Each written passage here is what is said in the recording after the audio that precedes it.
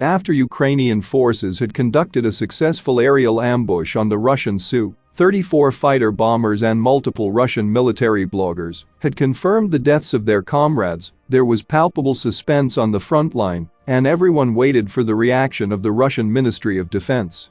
Today, the Russian Ministry of Defense finally published a report, and interestingly, instead of confirming the loss of 3 jets in the south, they claimed that they shot down 4 Ukrainian jets in the south.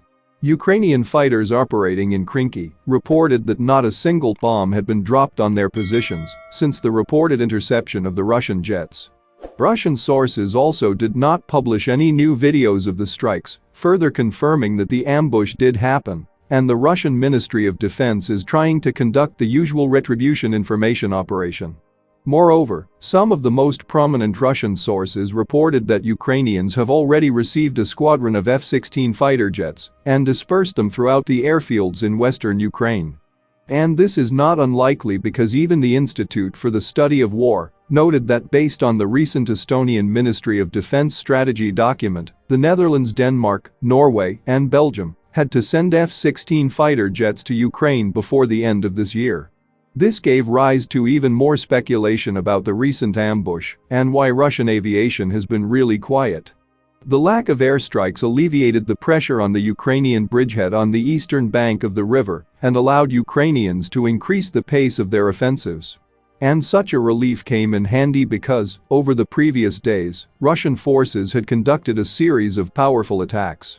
The main Russian attack was directed towards the central part of the village, where Russians tried to split Ukrainian forces and attack them from multiple sides. A Ukrainian fighter reported that the Ukrainians repelled the supporting flank attacks, however, Russians in the center continued to push and even establish their positions. The clashes did not cease, and Ukrainians tried to prevent Russians from expanding their foothold. According to a Ukrainian Marine, eventually, they cut off the Russian group from the mainland and forced them to hide from constant fire inside the houses. Once Russians entered them, Ukrainian M777 artillery crews made sure to level these houses with the ground. Russians reportedly sent a rescue unit with 2 armored fighting vehicles and 20 soldiers to distract Ukrainians and give Russians a chance to escape the trap, but it was too late, and Ukrainians destroyed the rescue unit as well. The fight ended around the time the Russian jets were shot down, allowing Ukrainians to reconsolidate control over the central part of the settlement. Ukrainian reconnaissance drone operators reported that Russians tried to conduct reconnaissance in the forest at night. Ukrainian forces recently strengthened their electronic warfare system even more, and, according to Meteor, just over the last day, Ukrainians intercepted 35 Russian drones. It seems like some Russian units ran out of drones, which is why their commanders forced them to conduct reconnaissance by foot. Unfortunately for Russians, the area was surveilled with mine-dropping drones. But the main job of Ukrainian drone operators is to destroy as much Russian equipment as possible. The commander of the Meteor's Birds drone detachment posted a video showing how his unit destroyed around 15 more pieces of equipment over the last 2 days.